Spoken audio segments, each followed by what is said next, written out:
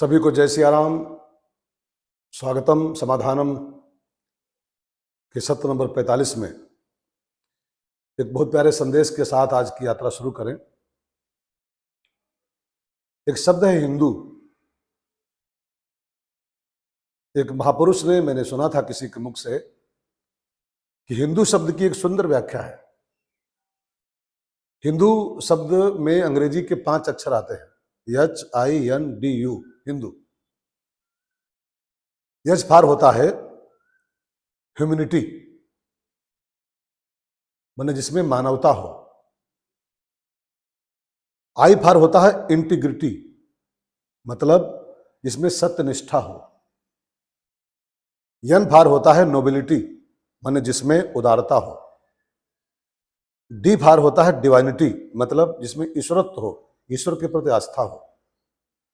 और यू फार होता है यूनिवर्सलिज्म, माने विश्व बंधुत्व। ये जिसमें 5 बातें हैं, ये मानवता, खाली मनुष्य का शरीर काफी नहीं है, इसके अंदर मानवता भी होनी चाहिए। केवल सांसें बंद हो जाएं उसका नाम मुर्दा नहीं होता है। जिसकी इंसानियत खत्म हो गई है, मुर्दा ही है वो। जिसमें सत्यनिष्ठा है, जो सत्य के लिए कुछ भी करने को तैयार रहता है, जो सत्य को ईश्वर मानता है, राम सत्य।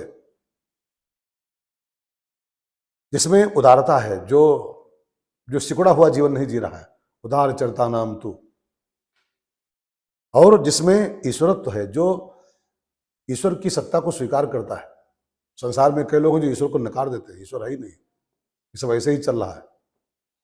किसी ने कहा ये संसार अमीबा से बना हुआ है, लेकिन जो ईश्वर के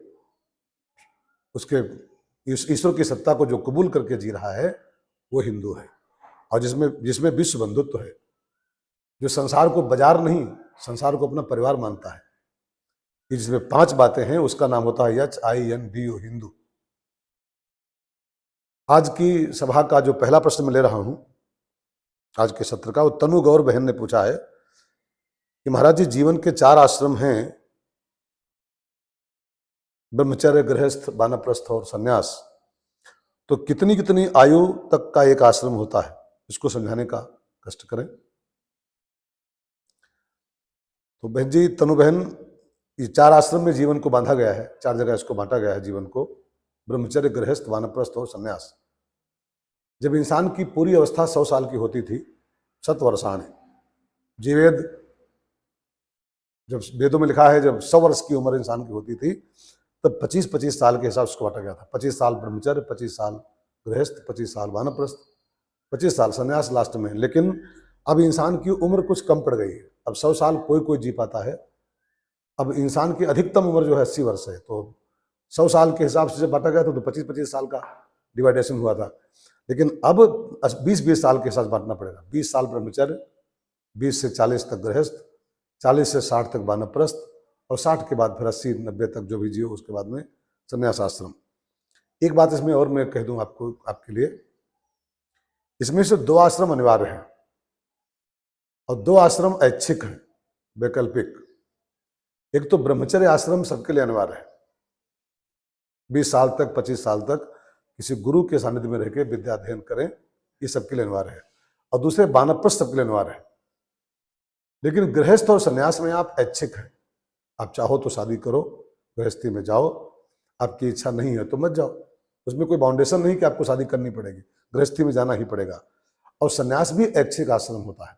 सन्यास आप लेना चाहो तो लो, नहीं लेना है तो मत लो।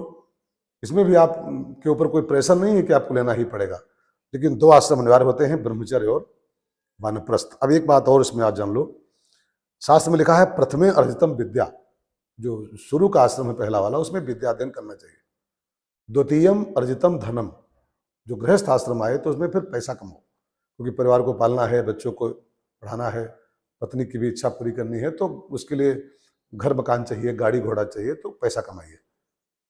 तृतीयम अर्जितम पुण्यम, जब वानप्रस्थ आश्रम शुरू हो, तीसरा चरण जीवन का, तो उसमें पुण्य, तीर्थ यात्रा, दान पुण्य, पूजा पाठ वगैरह करके हम लोग पुण्य इकट्ठा करें। लेकिन जब चौथा पन शुरू हो जाए, मैंने चौथा आश्रम शुरू हो, तब फिर केवल भजन करें, प्रभु के लिए जिए, बस आनंद करें।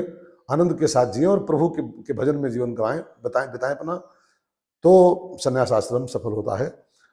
एक प्रश्न बहुत प्यारा आया है, संतोष अवस्थी जी हैं, लखनऊ से हैं। जय माता दी भवन, आपका बड़ा प्यारा घर है, मैं घर गया हूं इनके। तो उन्होंने पूछा है, गुरुजी मानस पाठ कराना है 28-29 अप्रैल को, तो 2 संपुट चुने हैं। संपुट होता है ना, 2 आगे पहले लगाने वाला।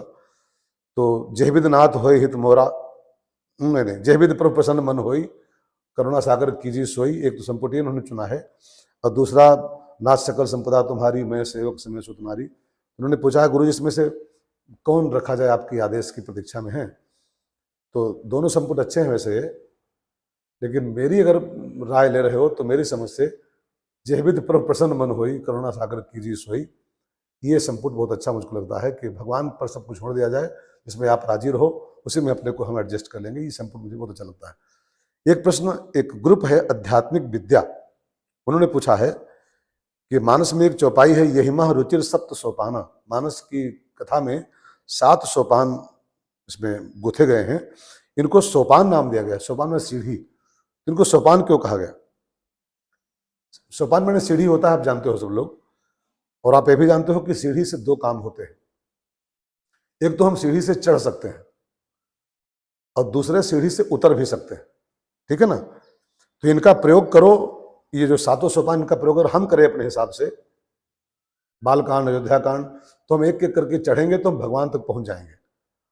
अगर ये 7 कांड का ठीक से हम अध्ययन करेंगे, इनका फॉलो करेंगे, तो भगवान फिर इसी सीढ़ी से उतर करके हमारे जीवन में शामिल हो जाएंगे। तो आपको इसी सीढ़ी से चढ़ना है, भगवान के चरणों में पहुंचना है, और भगवान जब कृपा करते हैं तो इसी से उतर के हमारे जीवन में शामिल हो जाते हैं। इसलिए इसका नाम रखा गया है सीढ़ी, सोपान।